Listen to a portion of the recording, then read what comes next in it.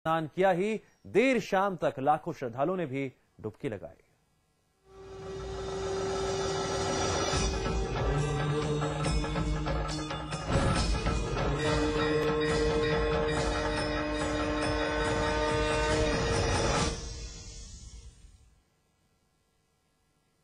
इलाहाबाद के महाकुंभ में दुनिया के कोने कोने से लोग आ रहे हैं, जिनमें विदेशी श्रद्धालु भी शामिल हैं। पश्चिम के देशों से आए श्रद्धालु भारतीय संस्कृति से काफी प्रभावित हैं और महाकुंभ के महाआयोजन में बढ़ चढ़कर हिस्सा ले रहे हैं।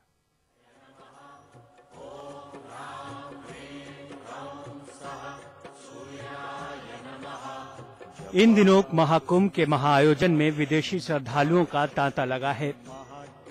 शायद कुंभ की शुभ घड़ी का महत्व विदेशी भी अच्छी तरह समझने लगे हैं। यही कारण है कि यहाँ हजारों की तादाद में विदेशी श्रद्धालुओं ने संतों के संग डेरा डाल लिया है।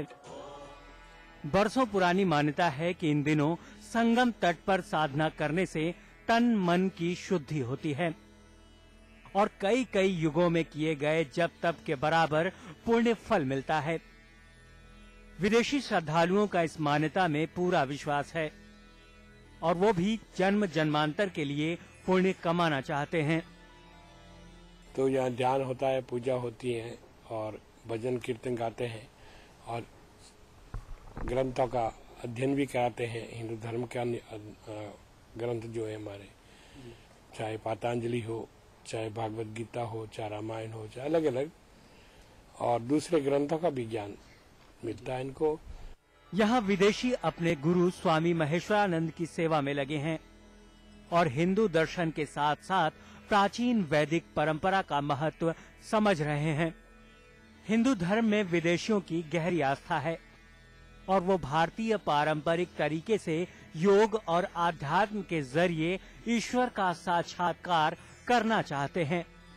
गंगा मैया में गहरी आस्था रखने वाले इन भक्तों को भारतीय व्यंजन बहुत पसंद हैं और ये खुद भारतीय व्यंजन हर रोज पकाते हैं।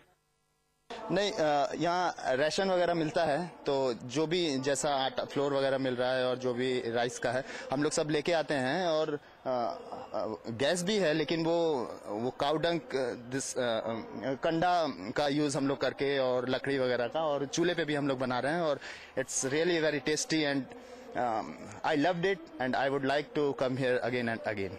It's lovely. राज्य सरकार भी विदेशी श्रद्धालुओं को सांस्कृतिक विरासत से रूबरू कराने के लिए अलग अलग आयोजन करा रही है, जिसमें संगीत और लोक कला में माहिर प्रतिभाएं हिस्सा ले रही हैं। इस धार्मिक आयोजन के बहाने कला संस्कृतियों के प्रदर्शन के भी तमाम इंतजाम है। जाहिर है कि हमारी महान पारंपरिक विरासत का महत्व विदेशी भी समझ चुके हैं। ऐसे में जरूरत इस बात की है कि सांस्कृतिक विरासत के संरक्षण के लिए प्रयास तेज किए जाएं।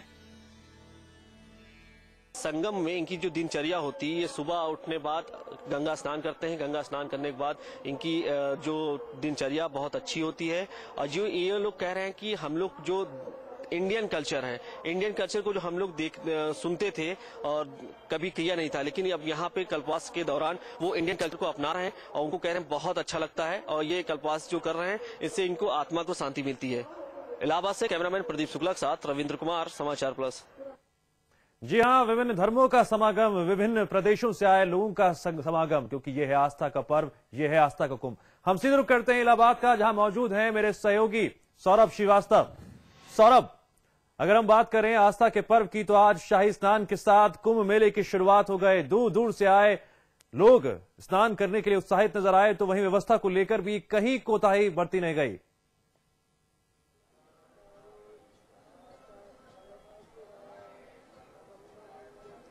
दिव्यांश, मैं आपको बताऊं, आज शाही स्नान पूर्ण रूप से बहुत अच्छे ढंग से संपन्न हो गया है। आज का पहला शाही स्नान।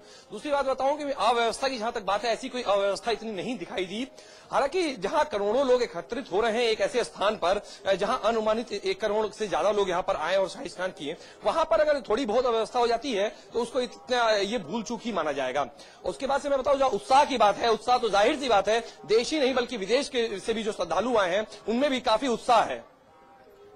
सौरभ, अगर हम आज के शाही स्नान की बात करें तो हमने देखा कि किस तरह से समय मुकर्रर किया गया था, समय पूरी तरह से बांटा हुआ था तमाम अखाड़ों के बीच ताकि किसी भी तरह की अव्यवस्था ना हो। साथ ही साथ अगर हम पुलिस की चौकसी की बात करते हैं तो वहां पर आपने किस तरह के इंतजाम देखे आज दिन भर?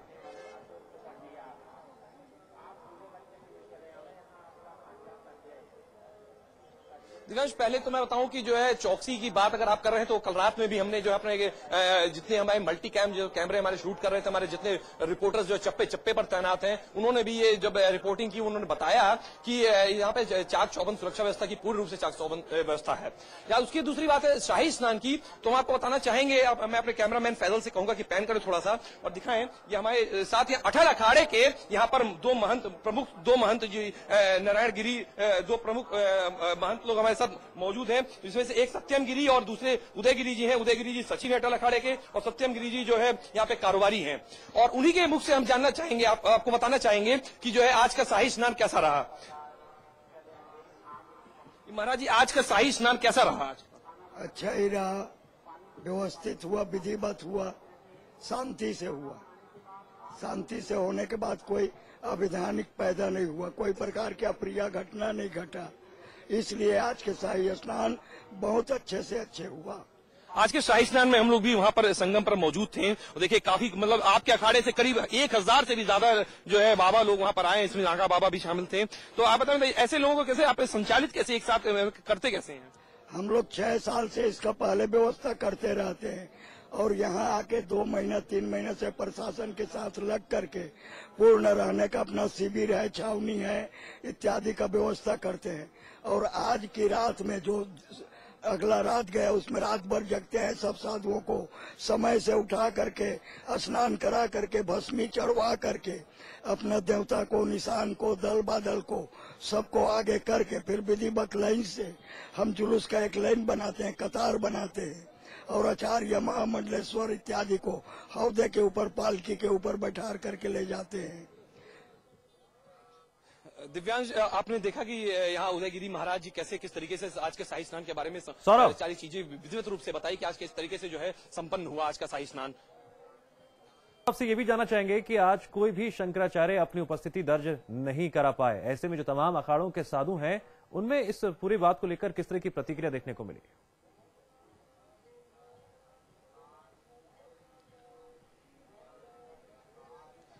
जी हाँ, मैं आपको बताऊं कि आज ये ऐलान तो शंकराचार्य नहीं आएगा, चारों शंकराचार्य नहीं आएंगे, ऐलान उन्होंने पहले ही कर रखा था।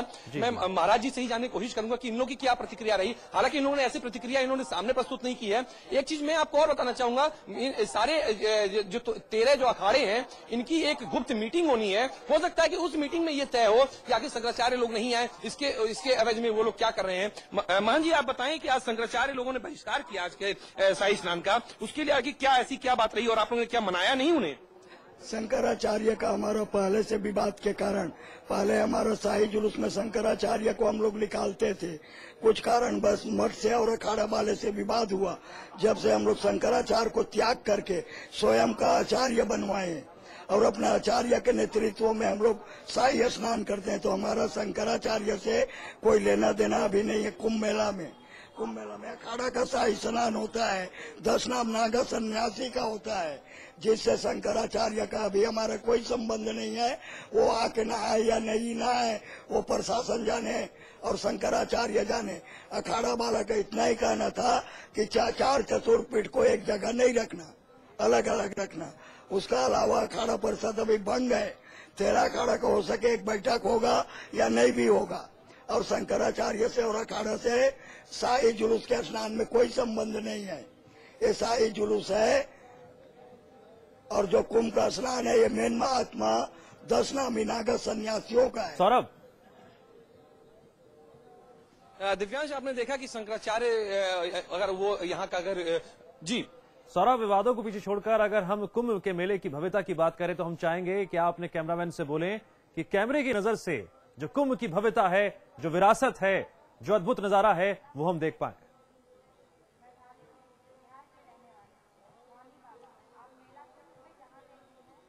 जी बिल्कुल, मैं अपने कैमरामैन से फैजल से ये अनुरोध करूंगा कि हमारे जो टीवी दर्शक हैं वो हमारे कैमरे के माध्यम से जो हम इलाहाबाद में इस समय महापर्व का आयोजन इस समय हो रहा है उसका एक हिस्सा बने हैं, और मैं बताना चाहूंगा कि उनको वो दिखाएं कि किस तरीके से जो है यहाँ पर महापर्व का आयोजन हो रहा है, कितने धूम धड़ाके से आप देख सकते हैं। यहाँ पे लाइटिंग कितनी अच्छी व्यवस्था यहाँ पर हो रखी है, मतलब एक अद्भुत नजारा आप यहाँ पर देख सकते हैं। जो 12 साल में एक बार जो महाकुंभ का एक पर्व यहाँ पर आता है, उस अद्भुत नजारा को वाकई में एक विहंगम दृश्य है यहाँ का।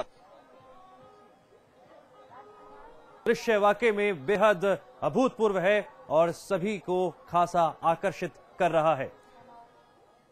जी हां, आप तस्वीरें देख रहे हैं, समाचार प्लस की एक्सक्लूसिव तस्वीरें इलाहाबाद से आ रही हैं कि किस तरह से आस्था का जो पर्व है कुंभ मेला, उसकी चकाचौंध में दूधिया रोशनी में नहाए हुए हैं तमाम वो लोग जो वहां पर पहुंचे हुए हैं।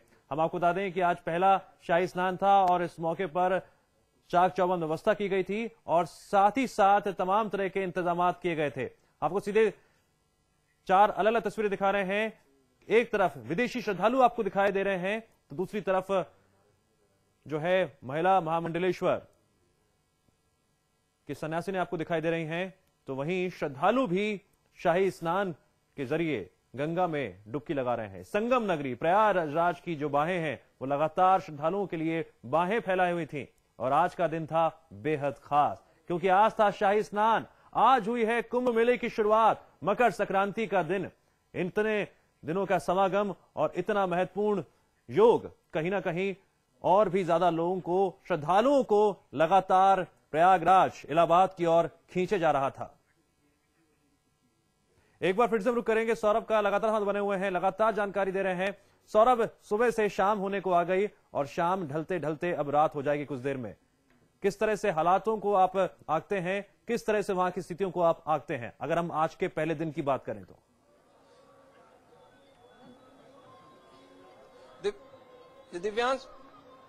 दिव्यांश, मैं आपको बताऊं कि सुबह से शाम हो तो गई है, लेकिन अभी भी मेरे अंदर भी इतना ही उत्साह है कि अगले 12 घंटे नहीं 24 घंटे तक भी लगातार हम जो है कवरेज इस महाकुंभ का कर सकते हैं। मैं आपको बताना चाहूंगा कि यहाँ पर इस जो अखाड़े का महत्व के बारे में थोड़ा सा मैं समझाने की कोशिश आपको करूंगा।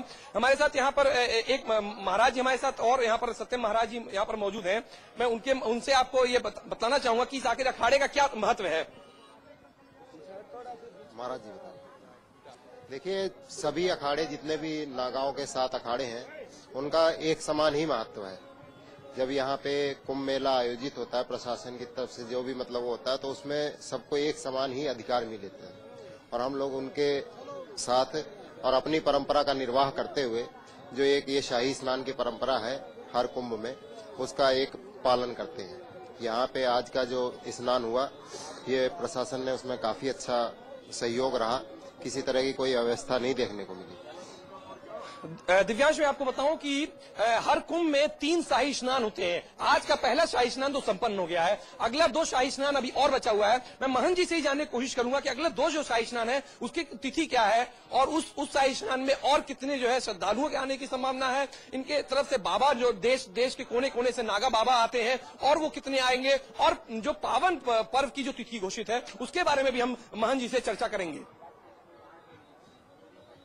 हाँ जी, हमें बताएं अगला जो 2 शाही स्नान होना है वो कौन कौन सी तिथि पे होना है और उन 2 शाही स्नान का क्या महत्व होगा। मौनी अमावस्या 10 फरवरी का है, जो मौनी अमावस्या में मौन रूप से स्नान किया जाता है। जो मौनी अमावस्या 10 फरवरी का दूसरा शाही स्नान है, उसमें लगभग 17 से 20 करोड़ आदमी का अंदाज है जनसंख्या का आने का। तीसरा शाही स्नान 15 फरवरी का है, जो बसंत पंचमी है। बसंत पंचमी का मतलब कि सरस्वती मैया का स्नान है। आज का जो मकर संक्रांति था वो गंगा जी का था, आपका मौनी अमावस्या का होगा वो जमुना जी का है, और बसंत पंचमी का होगा वो सरस्वती मैया का है। ऐसे संगम में तीनों मैया का स्नान 3 तिथि में निश्चित किया गया है। तो एक स्नान आपका 14 जनवरी का हो गया, जो आपका मकर संक्रांति का पहले स्नान था। दूसरा आपका मौनी अमावस्या का होगा जो 10 फरवरी का होगा। तीसरा बसंत पंचमी है जो 15 फरवरी का होगा, और कम से कम 15 फरवरी का वही अंदाज है कि 17 से 15 करोड़ आदमी जमा होने का लगभग संभावना है साधु संत और आम मानव लेकर के। दिव्यांश में आपको बताऊं कि तिथियों के बारे में और उसके संयोग के बारे में, जैसा कि महंत जी ने बताया, हमारे साथ नागा बाबा भी यहाँ पर मौजूद हैं। ये मतलब वाकई में नागा बाबा मतलब निर्वस्त्र रहते हैं, आजीवन निर्वस्त्र रहते हैं। और इनसे भी मैं आपको बताने की कोशिश करूंगा कि आखिर जो है इनको क्या मतलब ऐसी कौन सी शक्ति इनके अंदर है जो ऐसे निर्वस्त्र होकर के ये जो है इस आस्था के कुंभ का भी ये आज इस समय पार्ट बने हुए हैं।